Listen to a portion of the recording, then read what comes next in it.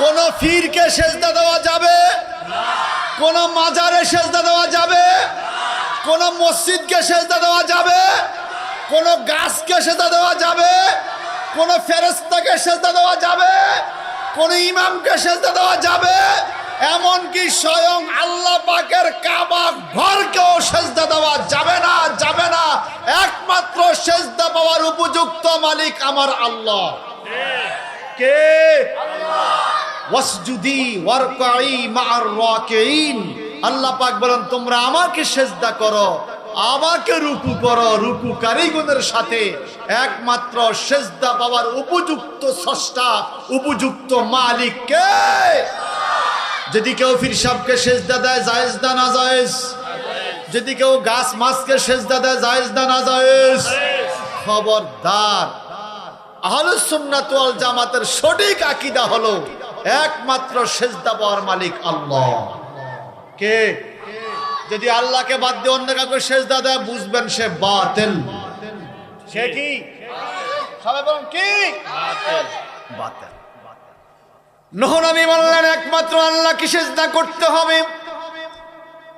ফাকাল আল মালাউল্লাযিনা কাফারু মিন কওমিহি। তখন নূহ নবীর আমলের বড় বড় কাফেররা বলা শুরু করলো, মা হাযা ইল্লা বাশারুম মিসলুকুম। তোমরা নূহ নবীর কথা শুনো না, নূহ নবী তোমাদের মতো একজন সাধারণ মানুষ। চিল্লা বলেন না নাউযুবিল্লাহ। নূহ নবী একজন সাধারণ মানুষ, একথা বলছি কি মুমিনে না কাফেরে? আমি আবার বলি, ফাকালা মালাউল্লাযিনা কাফারু। যারা মালাউন মার্কা কাফের, মালাউল্লাযিনা কাফারু। আল্লাহ বলে মালাউন, যারা কাফেরদের মধ্যে মালাউন, এরা বলে মা হাযা ইল্লা বাশারুম মিসলুকুম। নূহ নবী তো তোমাদের মতো সাধারণ মানুষ। একজন আরেকজনকে বলে নূহ নবীর হাতে অনেক আশ্চর্য ঘটনা ঘটে, কি করে উনি সাধারণ মানুষ হয়?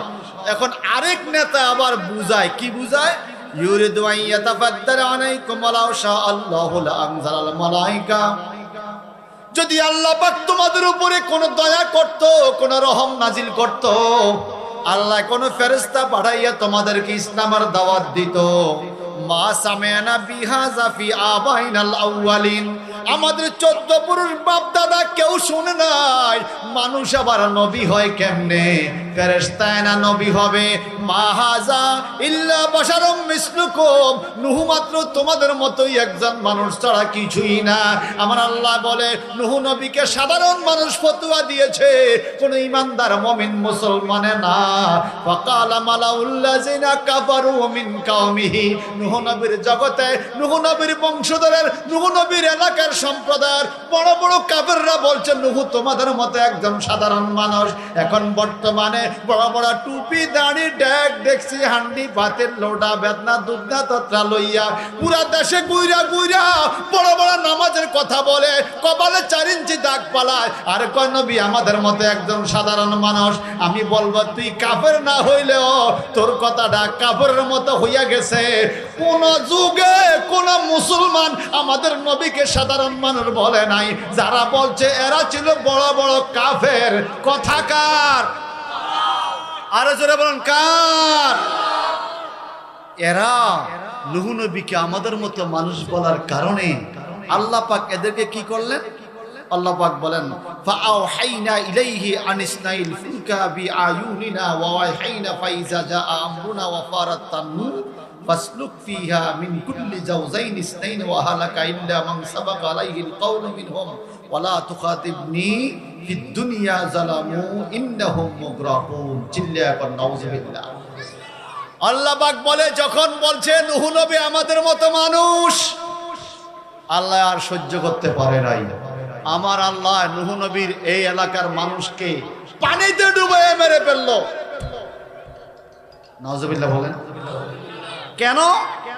আল্লাহ বলে ওয়ালা তুখাতিবনি ফিল্লাযিনা যালামু। যারা জালিম সম্প্রদায় এদেরকে আল্লাহ পাক পানিতে ডুবাইয়া মারলো। এখন এখানে একবার বলেন কাফের, আবার আল্লাহ বলে জালামু জালিম। যারা নূহ নবীকে আমাদের মতো মানুষ বললেন, সূরা মুমিনুন আল্লাহ পাক তাদেরকে কাফের ফতোয়া দিলেন এবং আল্লাহ পাক তাদেরকে বলে জালামু, তারা জালিম। বুঝা গেল নবীদেরকে আমাদের মতো সাধারণ মানুষ বলা এটা কুফরি এবং জুলুম। কথা বলেন ঠিক কিনা? এরকম জালিম কি বাংলাদেশে নাই?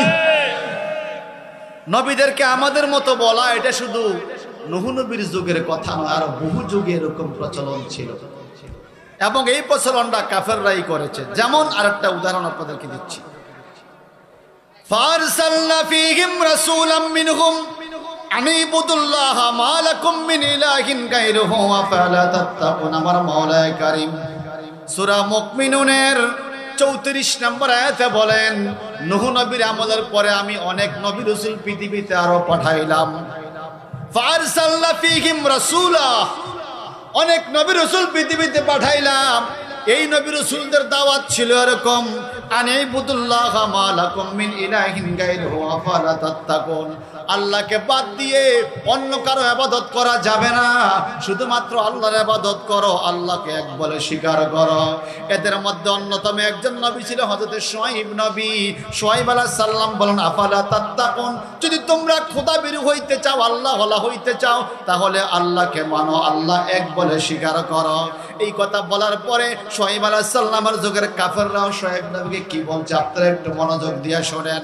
আল্লাহ পাক রব্বুল আলামিন সূরা মুমিনের 34 নম্বর আয়াতে বলেন এই কথা, আফালা তাত্তাকুন, যদি তোমরা খোদাবিরু হইতে চাও, আল্লাহ ওয়ালা হইতে চাও, শুআয়বের কথা শোনো, শুআয়ব নবী হিসাবে স্বীকার করো। আমার আল্লাহ পাক বলে শুআয়ব নবী যখন এই জবাব দিল তাদেরকে, তখন ওই কাফেররা বলা শুরু করলো, ওয়াকালাল মালাউ মিন কাউমিহিল্লাযিনা কাফারু ওয়া কাযযাবু বিলিকাইল আখিরা ওয়া আতরাফনাহুম ফিল হায়াতিদ দুনিয়া মা হাযা ইল্লা বাশারুম মিসলুকুম ইয়াকুলু মিম্মা তাকুলুনা মিনহু ওয়া ইয়াশরাবু মিম্মা তাশরাবুন। একটু জবান বড় করে আল্লাহু আকবার।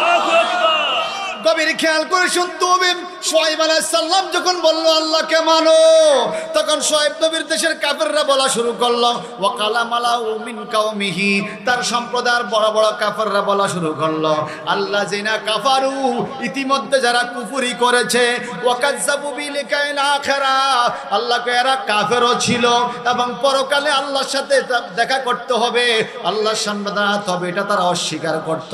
ওয়া আতরাফনাহুম ফিল হায়াতিদ দুনিয়া, দুনিয়া দুনিয়া দুনিয়া দুনিয়া কয়ে তারা দুনিয়ার মধ্যে থাকতো, আখিরাতের কথা তারা স্মরণ করতো না।